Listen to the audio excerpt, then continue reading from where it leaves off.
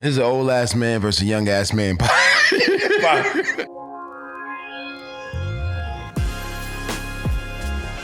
My name is Dr. Ayanna Poindexter of Ryerson Smiles Boutique, and this is my road to legacy. I was born in New Brunswick, New Jersey. My mother went to Rutgers University, so that's what's led us to be in New Brunswick. Both my parents are from Atlantic City, New Jersey. You know, pre-casinos, like literally from there, born there and raised there. I was raised in New Orleans, Louisiana. My mom moved there when I was 5. My dad followed us. So my parents were together for the first 12 years of my life, separated, and then, they became friends and co-parented. So you did mention a little bit about the reason why you got into dentistry and what your motivation was behind it. I'm curious to know, like, was there anyone else in your family that was in either the medical field or the dentist field? Nope. And how did I am the first doctor in my family. So not the last though. I have another. Why dentistry? Why did you choose becoming a dentist? I said dentistry chose me. Basically, it was just like it was a sequence of events. So like at the time when I did the medical program and I decided, and like the guy I was dating was in medical school, he had friends in the dental school. He's like, hey, come hang out with my friends, they'll show you around, because I told him I was interested. And so I shadowed a couple of the students, enjoyed the experience. And then it was, preparing for the examination. You know how you have to take the MCAT? So it's a different exam for dental school than medical school. It's called the DAT. And I did not prepare for that exam, but he was like, just take it. So, he was like the battery behind my back. So I took the exam. And then he was like, all right, it's time to apply. Literally, I'm in my senior year of college, just like trying to figure out my life.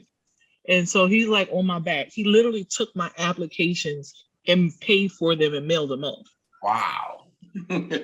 So then I get interview at New Jersey, Maryland, Howard. And it comes down to, I don't want to go to Howard. I had my HBCU experience. I'm good on that. I wanted to stay in Maryland. Maryland waitlisted me. And New Jersey was just like, hey, come. There was a black, I don't even know what his position was, student affairs, whatever. This man called me, Dr. Kenneth Chance. When I tell you that man is like an earth angel, he called me every Sunday morning in college to encourage me to come to UMDNJ until I decided to accept. So I was like, not only is it home and in-state tuition, but there's this man there that wants me there and feels like I can do well and succeed there. And so that's when I was like, all the events just lined up, like boom, boom, boom, boom. I got in, 0 experience and exposure to dentistry. Like I knew it was 32 teeth, but I didn't know, that's not all I knew. I was like, all right, let's do this. But, and everything else, it just fell into place. And here I am. There's like so many little things that just made the path seem least resistance. You know what I mean? Like when you're doing what you're supposed to do and what God ordered you to do, things fall into place, even when you don't see it. Right. Go ahead, Donald. No. I apologize for cutting you off. Usually you would do that, but yeah, all right, whatever. What were some of the biggest challenges that you had, like in transitioning, coming out of dentistry school and actually opening up your own practice? What were some of the challenges you faced? No real mentorship and finances. Like I didn't have any like business owners in my family or in my immediate circle or mentors that can help me through the process. It was just a lot of mistakes and lessons learned along the way. And of course, finances. Like I don't come from a wealthy family. My mother's an educator. My dad was a blue collar worker. So it's not like they had $100,000 laying on the side, like, here you go, kid. And we all know when we go to the banks with our business plan, it gets scrutinized and we don't get approved. So down to the very last minute, when I found the practice, find the finance or whatever, I go to close it and it's like, yeah, so we said we was gonna give you this, but not really. We're gonna give you this. So I'm scrambling to sound like $20,000 in 24 hours. But you know, it came through, and here I am. When you say scramble, what did you, if you don't mind, what did you have to do to find that $20,000? Listen, I can't tell you all my business. Just kidding. You ain't do nothing too crazy, did you? You didn't do nothing too wild, did you? I do a thing illegal. All right. Okay. No, I'm the reason. You know why, how Hope said I did this so you don't have to? No, I'm joking. I thought Medea said that. Medea said that on TV. You know, I used to be in the streets, you know. All right, anyway. No, the reason why I'm asking that specific question is simply because I know that there are other entrepreneurs who may be in a bind and they don't know what avenues they where can to turn to. Right. Yeah. And I think that's super important, especially as a Black woman. And you know, so I'm just curious to know. Scrambling to that instance, it was provided to me is my family. My mom and my sister gave me the money, basically. They invested. And as a Black woman entrepreneur, like that's extremely, extremely powerful. And then you were doing it before it became something that is recognized. I wouldn't say popular because that's the wrong term, but you know, you did it when a lot of it wasn't necessarily known for Black. First of all, the question that I have and what I'm building up to is, did you see any other Black woman in your field doing what it is that you were doing in terms of opening up your own practice? Absolutely. Because you know who your peers are. So the practice was existing and I purchased it from a Black woman. And she intentionally wanted to find a person of color to purchase it from her. She left, she was, relocating, they moved to New Mexico. It was her and her husband, and it was her practice. Her husband had one in Long Island, she had the one in Brooklyn. So, the person who told me about it was actually a friend who's a Black dentist who had an office in Manhattan. And she's like, hey, this opportunity is available, and she's looking for, So call her. Right. I was like, all right, call her. And I was like, okay, cool. So, it's my network. A lot of my friends, when people say they can't find Black dentists, I know about 20 off the top of my head. So I can't say I was the first out of my crew to open a practice, but I saw people do it, but we were all figuring it out together. Like maybe a year before me or a year after me. So, we are each other's support system to this day. Yeah, I think that's extremely important in terms of entrepreneurship. And did you know that you wanted to open up your own practice when you were in college? I always knew I wanted to be an entrepreneur and I didn't want a boss. Where did that come from? I've always been a very independent spirit and, worker. And I realized early on that I wanted that autonomy.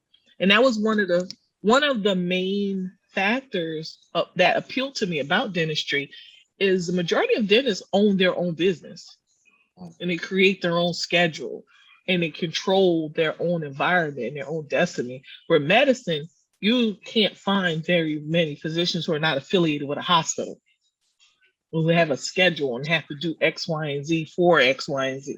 So that autonomy was really huge to me. And most dentists don't work 40 hours a week. Like, I don't want to work 40, 50 hours a week and work overnight. And, you know, it's just like, just what lifestyle choices. I was like, this is not it for me. Yeah, that's super big and important. And, you know, I when I came to you, I was looking for a Black dentist because I really want to try to keep everything all Black. And that may sound crazy to some folk, but for me, I think it's super important. And so, you know, when I found you, I was like, yo, this is dope. And the atmosphere that you provide is just so laid back and it feels like comfortable. You know what I mean? And so I bring that up to ask the question, like, is that intentional for you? Like, when in your practice, what's your goal in your practice when you have your customers come into your establishment? I want to give my patients the experience that they deserve. And I want to give them the care and the quality that they deserve. When they step in there, I want them to feel seen. I want them to feel heard. I want them to feel respected. And I want them to feel well taken care of. Because, you know, a lot of places we walk into and we're not seen. We're there, but we're not seen. And the buck starts and stops with our dollar. So our money is green. Everybody's money is green. And I treat everybody who comes into my office with the same respect. But I intentionally want to treat people of color with the respect that they deserve and give them the quality that they deserve. You know, we always hear about how we are, especially Black women, they have the higher rate of infant mortality and everything like that. It's because when we go in these places, we're not seen and heard. Like, we don't feel pain differently than anybody else. If I tell you I'm hurting, I'm hurting. And they think that we're mechanically structured differently. Like, no. And I also want to make sure that dismantle a lot of the stereotypes about dentistry, that it's awful and you're going to lose your teeth and it's going to be a terrible experience and dentists are cold. And, you know, so I try to create a warm environment, make you feel welcome, make you feel relaxed, enjoy your experience. And I hope that I'm delivering that. Well, how do you deal? Okay. How do you deal with the doubts? Like, how do you deal with the doubters? Like, you'll have somebody that may sit in your chair and may want to come and take a chance at your office, and they're sitting there and they're Black and they doubt. How have you ever had an experience like that where you change people's way of thinking? Education and knowledge, because a lot of the times when we doubt things is because we're not confident and we don't understand what's going on. But and it's also, you know, down to a vibe. Like, I'm an authentic person, and Donald could tell you that I will speak to you in layman terms, like you understand. And usually my goal is to build a rapport and to build trust. Because if you understand what I'm telling you and you trust that I'm telling you the truth and that I'm going to do a good job, then I got past majority of your barriers. Right. Yeah, it sounds like your practice is amazing. I mean, I myself had a dentist, African-American sister, Black sister, up in, her name is Small, her last name is Small, like my last name is, and she's over there in Soho, and she just did a great job. But I live in Nyack, and I can't find any African-American. I know you said that you could, but I couldn't find any Black African-American dentists around my area. I say that to ask you the question of, what about when it comes to finances? Because we got into, you know, what you do and how you do, but a lot of us don't go to the dentist because we don't think that we can afford it, or we don't know how the structure of the payments will be. So say if I need, like, you know, some people need implants, or they want implants, and your insurance doesn't cover the implants from your job. What kind of payment plan can they get into, not just with you, but just in general, where we as a people can get our teeth taken care of more when it comes to looking presentable, not having dentures at a young age, you know, and stuff like that? Well, finances, you know what I always believe in one of my tenements is people spend money where they value. They spend money on what they want to. Just like we could figure out how to spend $1,000 on a Louis Vuitton belt because they want it and they value it. Right. Let's figure out how to spend $1,000 on your tooth if you want it. Right. So that's first and foremost. You spend money where you value it. If a patient is motivated and finances is an issue, I will work with them. And we do in-office financing, we do finance partners like Care Credit, but it's always based on the motivation and value system of the patient. Because if the patient wants it, any person, they will, like layaway, they will come and give me $100 for 50 weeks to get something done. Right. And that person is, right. You're getting it done. I'm gonna take care of you. So how much, just like, is it kind of like being, I have to ask this because I know people are wondering, is it kind of like being, going to your mechanic, meaning the parts that you use, are they more expensive than the labor? And that's the only way that I can explain it right now because I don't understand dentistry as you do. So how much, my question is the value, how much does it cost you to fix someone's tooth like that? Like to put in a plant, one implant? Well, if we put on total time and investment, the profit margin is probably anywhere between 30 to 40%. Oh, okay, right. And that's like when you look at the average dental office based on overhead, the average overhead profit is 30 to 40%. And that's after you pay your staff and all your bills and stuff. So it's not like when you say mechanic. Yeah. For instance, the implant piece, the little piece may cost me $300 per se. Right. But then you have to put into every other expense it has for me to get this done for you. Right. Okay. And so, the reason I ask that, because people need to know, because a lot of us don't understand when it comes to, the value and the work that you put into it and who you are and what you pay for. They just think that, you're charging me $1,000 for this one tooth, for $1,500 for this one tooth. And why it costs so much? This little tiny piece doesn't cost that much money, I'm sure. And that's why some people just don't do it. Some people don't trust, the way it goes. That's what I said. What did I say? Trust and value. Now, the trust and value. Right. You value it. You don't go question Louis Vuitton if that's leather. They selling us vinyl. That probably cost them $1 to make. That belt cost them $1. It ain't even leather. Right. So why is it that you go and question your healthcare providers? Right. But the thing about it is, unfortunately, dentistry has a bad reputation. And they think that, like, I've had patients like, oh, I guess I paid for your car note. No. You paid for your tooth. Right. You didn't pay for my BMW. You paid for your tooth. If you would like to pay for my BMW, here's my account number. Right. But and you paid for a service. You didn't pay for my tooth. But yeah, that's what it is. You have to think about all of the expenses it goes to deliver that service.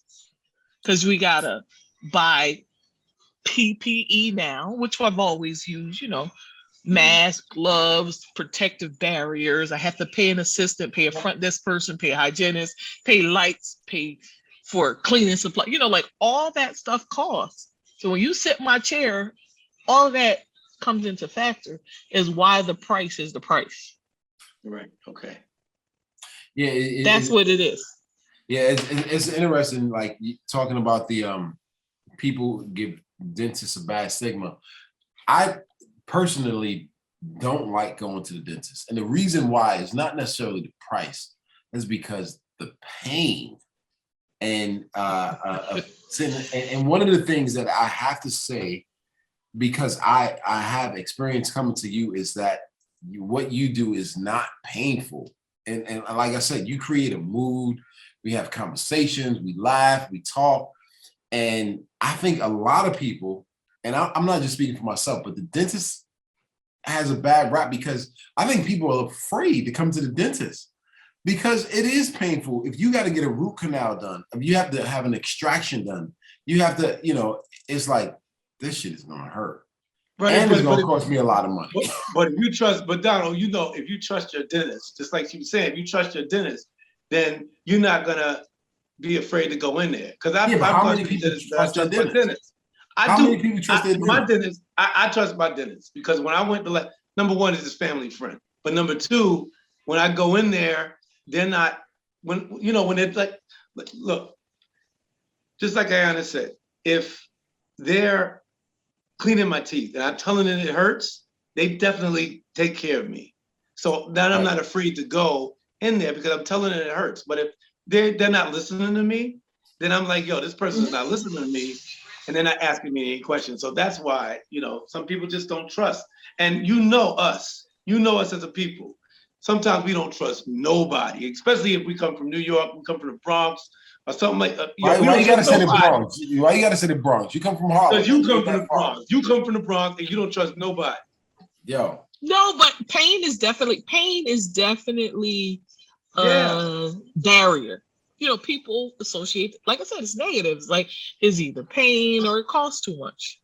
And these are things that I've worked fervently to try to dismantle, to get through these barriers, because at the end of the day, our mouth is the gateway to our body. Yeah. Your health starts there. I think that's when you. I don't know. You just said the dentist thing. I thought it was the eyes. Now, optometrists would say the eyes are the gateway to the body. Nah, the mouth tells the story. Start losing teeth and then talk to me. Let me get another question. Invisalign and products like that, products that straighten your teeth that you could order through the mail. Has that put a dent in dentistry? Is that an issue in any way? And do they work? Do those things work? Should we go to the dentist or should we order like Invisalign and these teeth straighteners where you make a mold and stick it in your mouth and absolutely they say it works in 4 weeks. They say it works in 4 weeks. No, it don't. If you think about this, let's think about this, because you guys are intelligent men, and I'm pretty sure you have intelligent listeners.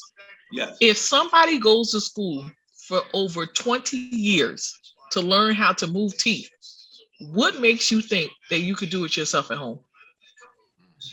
Okay, all right. There is more than just popping the tray in your mouth and your teeth magically move, voila. But more than anything, these things generate more business because there's people at home messing their teeth up and then they have to come in and pay the price anyway. I had a patient try one of them at homes. I don't remember which one it was. She comes in like fixing something minor, like she had overlapping of the front teeth. Don't you know her front tooth was loose? It was waving at me when it came in. Wow. Because if you don't know what you're doing and you're moving teeth too quickly or put too much pressure, that's what you're going to do. You're going to move the tooth right out their head. Wow, I didn't know that. Yes, it's not advisable. And then these things, there's also a lot of prerequisites to moving teeth. You got to have healthy, strong teeth, good sound gums. And if you're trying to move teeth that are not healthy, guess what's going to happen? You're going to knock them out your head. You're moving right out your head. Wow. What is I know I'm just getting this. I'm so interested in this. Yeah, me too. What is the story that you have, right? Where you got to the point where it was your most difficult patient, where maybe one of your other dentists or maybe one of your hygienists said, you got to come in here because I don't know what to do. What was that? What was that case? Do you remember that? Have you ever had a situation where you were like, yo, I don't know what to do, or how can I fix this tooth, or what the hell? Honestly, nothing comes to the forefront of my memory because at this stage of my career is case selection. Okay. So when I evaluate, I have to do a thorough evaluation and I have to determine what I can and can't do. Like just figuring out what's in my pay grade. Like, this is too challenging. This is out of my pay grade. I'm not doing this. And I've sent people away. There was one case. It wasn't, more than anything, it's a challenging patient, not a challenging tooth. Explain that. And I'll explain it. There was this patient, she was referred to me. Her daughter was a good patient of mine. And she's like, my mom needs help. All right, bet. She was great. So I said, all right, I'll help your mom. Mom comes in. And I lied to you not. The woman had braces on since the 80s. Oh my God. 80s. Since the 80s? 80s. Nah, 80s. he's joking, And right? This was a couple. I wish I was. And you know what? She was maintaining them herself with thread, regular sewing thread, wrapping the thread around the brackets. And when I took the X-rays,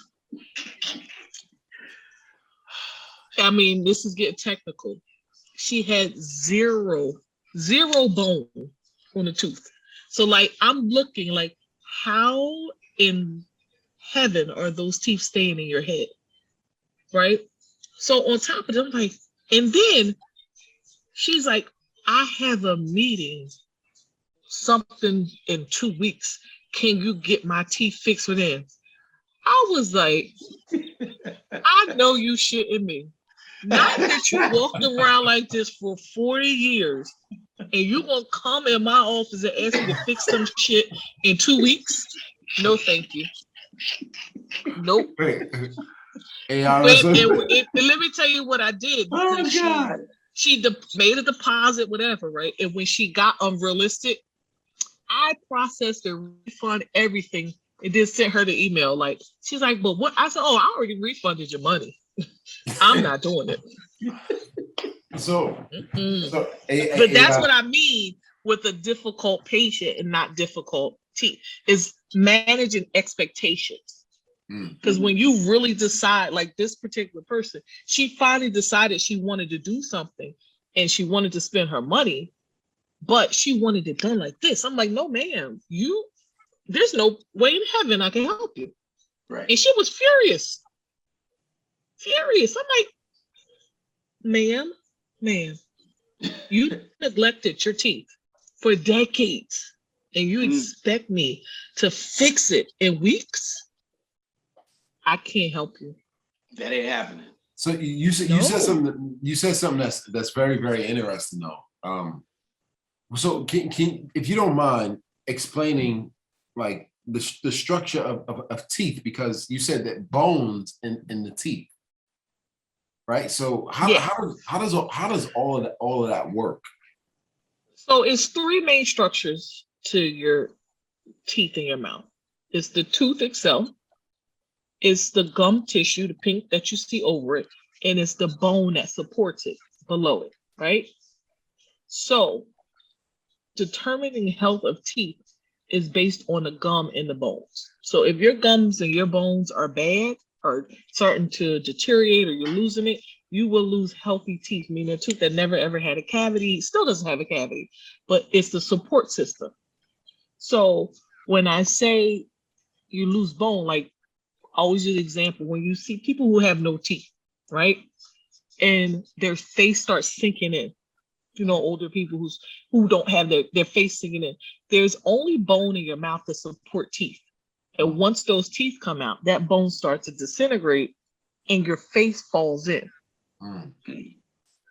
And so when you have healthy support for a tooth, meaning the bone is healthy, the gum is healthy, and the tooth is healthy, then we can help you. But if you don't have that, it's kind of like we can't do anything for you at that stage. You have 0 bone or very little bone and your gums are not healthy. That's the number one reason why people end up losing teeth, periodontal disease. Because what we call is the periodontium, is like the gum and the bone that surrounds the tooth. But everybody's heard of periodontal disease or gingivitis. How do you keep that bone healthy? How do you keep that bone right? How do you keep it healthy?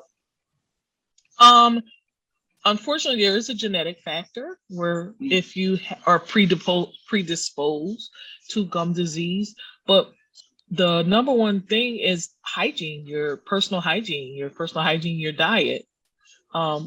Making sure you have a really great home regimen, brushing, flossing, rinsing daily, multiple times, as well as getting professional cleanings. Because even with the best home regimen, you have to get in the office twice a year to get a professional cleaning, because what happens in between those visits is like, even with the best routine, the bacteria just continues to get stronger and stronger and stronger. And when you come in to the office, we can debride you out and get you back at a good baseline. Okay. So when you miss cleanings, for instance, if you're a person that goes every 6 months, and then by, let's say the pandemic, it threw everybody's life off schedule. And for a year and a half, they didn't go. They come in like, doc, my gums are bleeding, they're swollen, they're sore. Is because you haven't been in for us to do that debridement for you, to clean it out, to get that bacteria that just got stronger and stronger and stronger over that year and a half. So it's your home regimen, and it's getting professional cleanings. It's very simple. It seems daunting, but it's simple. And of course, diet plays a factor. But if you have a good regimen, you can eat what you want. But as long as you're cleaning your teeth on a regular basis, you'll be fine. Why is flossing super important? Because brushing does not get the bacteria that gets trapped in between the teeth. So I will tell a patient, if given a choice between brushing and flossing, I want you to floss. You don't even have to brush for me. Because eating alone cleans the outside surfaces of the teeth. There's the eating. Like if you're chewing, you're cleaning your teeth. That's the natural mechanism, natural cleansing. The saliva, the food, that's the natural cleansing mechanism. However, when you're eating, say for instance, like if you're a heavy carb eater or sugar eater, which turns into carbs, that stuff gets stuck in between the teeth. And that's where the bacteria sit and collect. And that's where the bacteria gets stronger. And as it gets stronger, it gets destructive. So decay is basically a cancer of the mouth. Wow. And when somebody tells me they don't want to do a filling, I'm like, that's a cancer in your mouth. What does cancer do? It eats away at your body. Right. And sexual transmitted diseases. When I was in the military, I remember, there was guys in there that had problems with their mouths, and some of them were sexual, especially when they came home from Korea or something.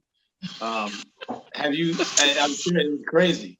They showed us these films of people's teeth falling out and their tongues messing up and so on and so on. I had a friend of mine recently that asked me, where would I go if I thought that I had a sexual transmitted disease? And I was like, I don't know. I don't know. And he was like, well, should I go to the dentist or should I go to the doctor? Have you ever encountered anybody who actually came to you and said, look, doc, there's something wrong with my mouth. I don't know what it is. And you had to diagnose that? Not in that sense, no. That's a different demographic. Yeah, see, that's a different demographic. Teeth be falling out, man. Yeah, that's a demographic where those people more than likely do not have primary care doctors. Right. They probably don't have a general dentist or dentist they go to on a regular, and they use the emergency room for treatment. You know what I mean? Okay. Yeah, I know what you mean. Yeah, that's a different demographic. I know. I told you, I know a couple of guys. Yeah, because if you come into any office, like, can you check my teeth for herpes? Like, what? That's different. Well, people do it, and people do it. It manifests in the mouth. Yeah, but I could be your first stop. Right. Okay. Because I tell you, there's military guys that used to come home. And they would be like, look, my teeth are messed up. And then they can't. I said, you know what you did. Go to the doctor. Well, I don't know where to go. Well, go to the dentist then. And that's but a lot of people do go. And they say, can you check my mouth? They walk in there and they walk out. What did the doctor say? They said they can't help me. So I don't know. It's just that I had to ask that question because you reminded me when you were talking about bone and stuff like that. It does manifest in your mouth, but I'm pretty sure it's manifesting somewhere else. I think you're right, Doc. That you might want to get checked out. Well, we're gonna start closing up soon because I know it's getting late. She got some patients and so forth and so on early, but she ain't got no patients right now. Okay, all right, but she may have some. She may have some later. She may have some in the morning. No, so No, but so towards the end of our interview, we normally ask three questions. They're just random stuff. The first one I'll ask is what is your favorite food? Chicken. What's your favorite country?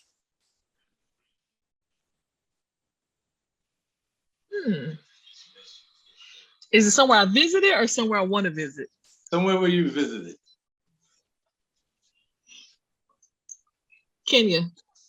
I like Africa too. What do you fear? Do I fear? Failure. Failure in I guess business, failure in relationships, failure in life. That's, I guess, my biggest fear. I know everybody has to get some rest. You have to do some teeth. I don't want you ripping nobody's teeth out by mistake, you know. It's been a pleasure, guys. Thank you. It's been a blessing. Oh, it's been a blessing. I hope you like me now. I hope you love me now. I ain't gonna say all that. No. Well, have a good night. Say all that, but you have been. It's been. If nothing else, I've been entertained. Now you're cool. You're cool people.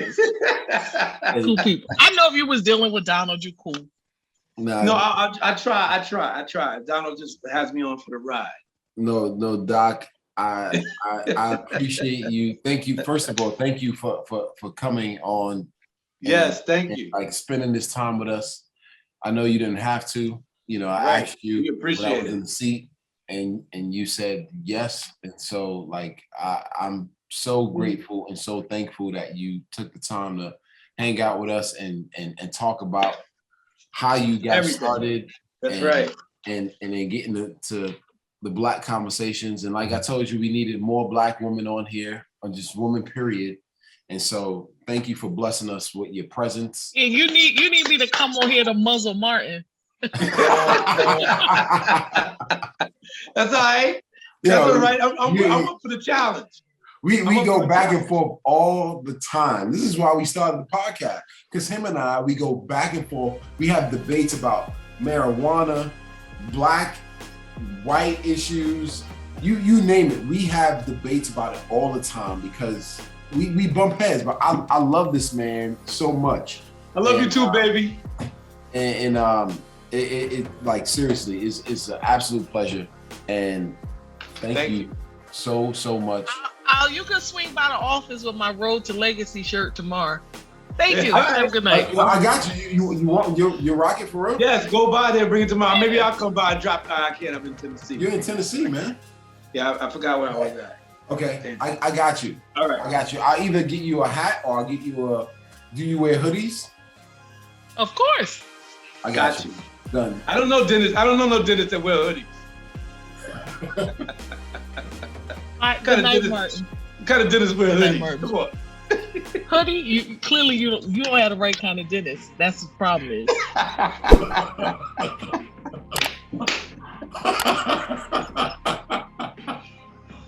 Good night. Good night. Good night. Good night. God bless. Bye bye. All right. Thanks, Donald. Thanks, Martin. A pleasure. Pleasure. Bye bye.